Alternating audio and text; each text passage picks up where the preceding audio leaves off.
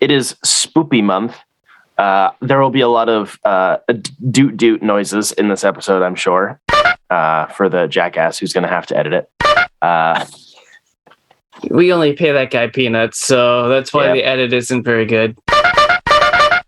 So what spooky game have you been playing? I thought we were doing Spooky Month next month, and I had already downloaded Spooky Game, and then you were like, no, this is the Spooky Month. So, sorry. But I played The Wolf Among Us.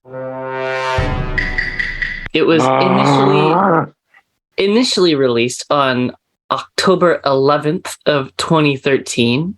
And developed and published by TellTale Games. It was released episodically. It's a story based on Bill Wellingham's Fables comic book series. Those comics slap. This game was released on the PS3, 4, Vita, Xbox One, 360, PC, Android, and Apple Mobile. Literally everything but Nintendo systems. So you played it on the Vita, right? No, I played it on PC. But when I found out it was on the Vita, I was like, damn it, I should have. Anyway. The story follows Bigby, the big bad wolf, the sheriff of Fable Town. The game opens with a domestic disturbance, something easy to get used to the controls. And then the first chapter ends with a gruesome murder. The twist is that they only find the head of the body, but it is the head of the person that is standing right next to Bigby. Clearly still attached to the person still standing next to Bigby. That was a really good twist initially. I had only played the demo for a while, which was like the first half of the first episode or whatever, and leaving it there was infuriating because I didn't have enough money to get the rest of the game back then. And that's why we do this show, because we pope.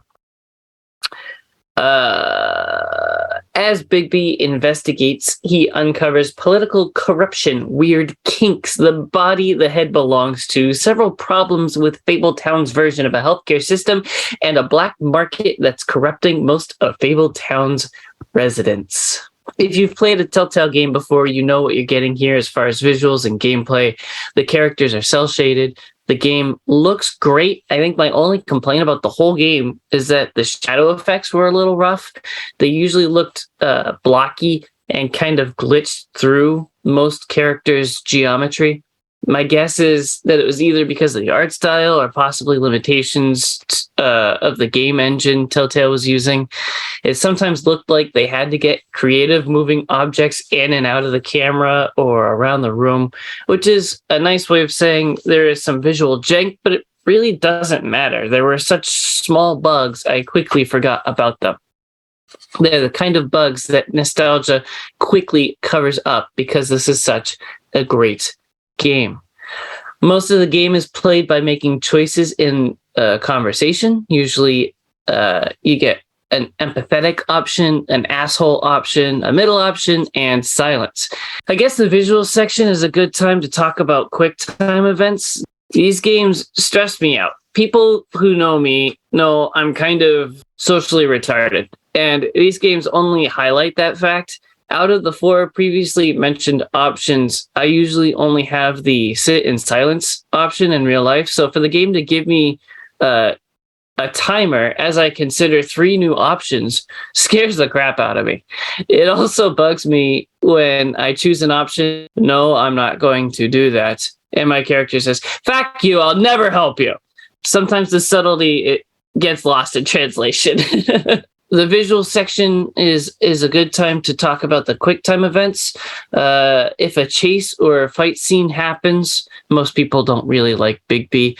It would result in a quick time event where I would be prompted with a swipe of the joystick or a button prompt or to mash the A button usually.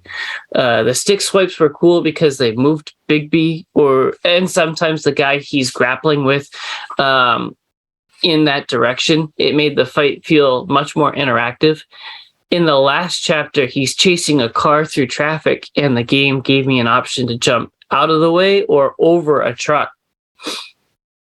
I did find it odd that the joystick swipes didn't depend on which stick, and also the few times I had to put the cursor over something, the game would specify the left or right trigger to pull, but it never mattered which trigger I pulled. I got it wrong several times, but it still succeeded. My last thought on visuals is that the options in the settings menu are extremely limited. Graphics and texture quality levels, anti-aliasing, full screen on and off, and resolution are the only options. I guess because it's a TellTale game, it'll basically run on anything, so there's really no need to put a ton of options in. For sound design, again, I'm gonna skimp on this part of my review. The voice actors absolutely crush it. Big B sounds like he's gargled gravel since he left his mother's den. Jonathan Crane is a creepy old perv. Snow White, Sleeping Beauty, and the Beast, Toad, Crooked Man, every character sounds how you would imagine them if you only saw a picture of them. Besides that, though, the sounds of interacting with the world are minimal or are present and do their job so well that I didn't even notice. There are a few times my conversation choices would be delivered uncomfortably early or late, but that's just the game being dumb. The music is great. I had a really hard time trying to figure out how to describe it. I guess it's like gumshoe jazz, I guess. I would have guessed there were 3 to 5 songs, but a quick Google search tells me that the official soundtrack is 42 songs long. So maybe I should just hang up my reviewing hat. Apparently, I'm not very good at this. In closing, I've had a rough history with TellTale games. At first, I didn't realize that they're basically an interactive story. I was expecting an action game the first 1 or 2. I have started the first Batman game 3 different times and still haven't finished it.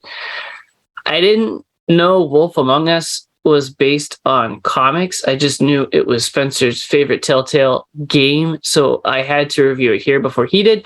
But also, he's told me quite often I had to play it, so here it is. I enjoyed my time a lot. I spent about 8 hours playing this game. There's 5 chapters in total.